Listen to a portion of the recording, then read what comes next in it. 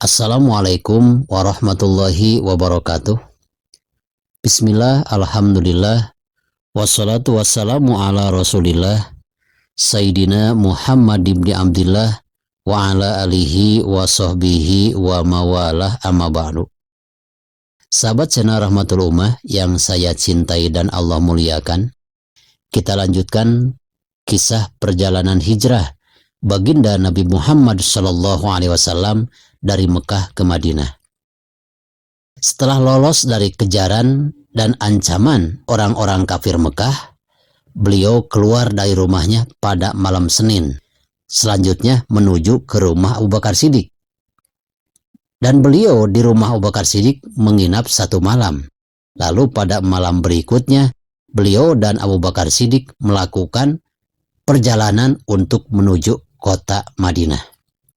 Saat baginda Rasulullah SAW dan Abu Bakar Siddiq berjalan menuju kota Madinah, tidak seperti berjalan manusia biasa. Yang dipergunakan kaki untuk berjalan itu tidak memakai telapak kaki bagian belakang, tidak memakai tumit. Yang kena ke tanah itu hanyalah ujung jari-jari kedua telapak kaki beliau. Sehingga Abu Bakar Siddiq bertanya, "Wahai baginda Rasul, mengapa kita melakukan perjalanan seperti ini?" Sabda baginda Rasul, "Aku melakukan hal ini agar mereka tidak bisa mengejar keberadaan kita. Karena mereka akan menyangka telapak kaki kita ini tidak mungkin disangka telapak kaki manusia. Pasti mereka menyangka ini adalah telapak kaki binatang. Karena yang kita gunakan, yang menapak ke tanah adalah ujung jari-jari bagian depan, sedangkan tumit tidak dipergunakan." Itulah pintar-pintarnya baginda Rasulullah SAW. Karena seringnya berjalan melakukan hal itu, sampai kaki baginda Rasulullah SAW memar dan merintih kesakitan. Sehingga suatu hikayat mengatakan, karena lelahnya perjalanan, menggunakan ujung-ujung jari kakinya sampai memar berdarah. Dilihat oleh Abu Bakar Siddiq, lalu Abu Bakar Siddiq merasa kasihan. "Wahai baginda Rasul, aku telah melihatmu sangat kelelahan, dan itu ujung jari-jari kakimu keluar darah. Kemarilah aku gendong." Lalu baginda Rasul oleh Abu Bakar Siddiq digendong. Hebat-hebatnya Abu Bakar Siddiq demikian. Maka baginda Rasulullah SAW pernah memuji Abu Bakar Siddiq. Seandainya iman Abu Bakar Siddiq ditimbang dengan seluruh iman penduduk bumi, tentu akan lebih berat Imam Abu Bakar Siddiq walaupun seorang diri. Sampailah keduanya di Gua Hunain. Lalu dengan kudrat iradat Allah Subhanahu wa taala, Gua Hunain ini memanggil kepada baginda Rasul dan kepada Abu Bakar Siddiq. "Ya Rasulullah, ahbit fa inni Hunain, intuktal ala zohri pau azab." Wahai baginda Rasul, aku adalah Gua Hunain. Seandainya engkau terbunuh di depanku, aku kelak akan disiksa oleh Allah Subhanahu wa taala. Masuklah ke perutku. Itu perkataan Gua Hunain. Lalu ada lagi yang berkata seperti perkataan manusia, "Ilayya ya Rasulullah, masuklah ke dalam perutku wahai ya Rasulullah, aku adalah Gua Sur." Maka baginda Rasulullah SAW lebih memilih masuk ke Gua Sur daripada masuk ke Gua Hunain. Apa alasannya? Kalau baginda Rasul dan Abu Bakar Siddiq masuk ke Gua Hunain ini bersih. Kalau beliau bersembunyi di sana untuk mencari keamanan dari ancaman orang kafir, tentu orang kafir akan berani masuk ke Gua Hunain karena bersih. Kalau Gua Sur terkenal wakana ma'rufan bil hawam, banyak binatang buasnya, sehingga kalau baginda Rasul bersembunyi di Gua Sur, tidak mungkin orang kafir akan berani memasukinya karena takut dengan binatang-binatang buas, termasuk di sana ada ular-ular yang berbisa. Sampailah keduanya di pintu Gua Sur. Beliau berdua hendak masuk ke Gua Sur, ternyata ada sebongkah batu besar, sehingga beliau tidak bisa masuk ke dalam Gua Sur. Akhirnya baginda Rasulullah Shallallahu Alaihi Wasallam membuka bajunya, lalu baju baginda Rasul diikatkan ke batu besar itu, ditarik oleh baginda Rasul dari depan, didorong dari belakang. Setelah keduanya kelelahan, bergantian. Tadi baginda Rasul yang menarik, Abu Bakar Siddiq yang mendorong. Sekarang bergantian, Abu Bakar Siddiq yang menarik batu dengan baju baginda Rasul yang mendorong. Bergeserlah batu tersebut. Maka beliau keduanya bisa masuk ke dalam goa.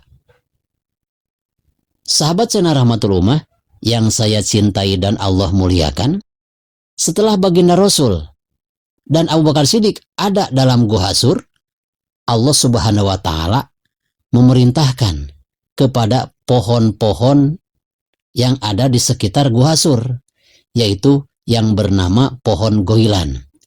Wahai pohon goilan, pagarilah mulut Gua Sur, karena Rasulku Muhammad akan bersembunyi di sana. Lalu tumbuhlah pohon-pohon goilan yang memagari mulut Gua Sur, sehingga dengan kudrat iradat Allah Subhanahu wa Ta'ala tidak mungkin orang bisa masuk ke Gua Sur karena sudah dipagari oleh pohon kayu yang bernama kayu goilan. Setelah dipagar oleh kayu-kayu goilan, lalu Allah Subhanahu wa Ta'ala memerintahkan kepada laba-laba supaya membuat sarang, sehingga banyaklah laba-laba di mulut Gua Sur yang akan membuat rumah satu sama lain, disambungkan ke satu pohon goilan dan ke pohon goilan yang lainnya, sehingga terbentuklah dengan kudrat iradat Allah Subhanahu wa Ta'ala, laba-laba ini bisa membuat sarang di mulut gua melalui satu pohon goilan ke pohon goilan yang lain. Menurut satu hikayat, sarang laba-laba itu sangat banyak. Amanlah baginda Rasulullah Shallallahu Alaihi Wasallam dengan Abu Bakar Siddiq di dalam gua. Pada malam pertama, karena kelelahan, baginda Rasul sampai beliau itu beristirahat tidur di pangkuan Abu Bakar Siddiq. Baginda Rasul terbangun dari tidurnya, melihat kedua kaki Abu Bakar Siddiq berdarah.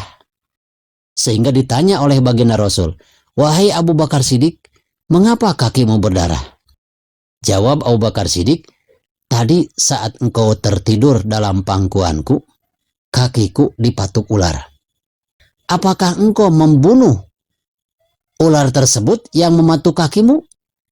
Jawab Abu Bakar Siddiq, "Aku tidak berani membunuh ular tersebut." "Mengapa?" jawab baginda Rasul.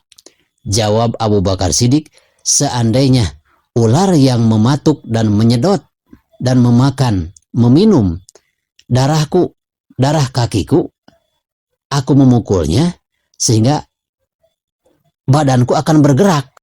Saat badanku bergerak karena memukul ular, takut tidurmu terganggu. Maka aku lebih memilih biarkan saja ular mematuk kakiku dan meminum darahku daripada aku mengganggu istirahatmu ya Rasulullah." Sahabat Sena Rahmatul Ummah yang saya cintai dan Allah muliakan, itulah hebat-hebatnya kecintaan dan kemuliaan Abu Bakar Siddiq.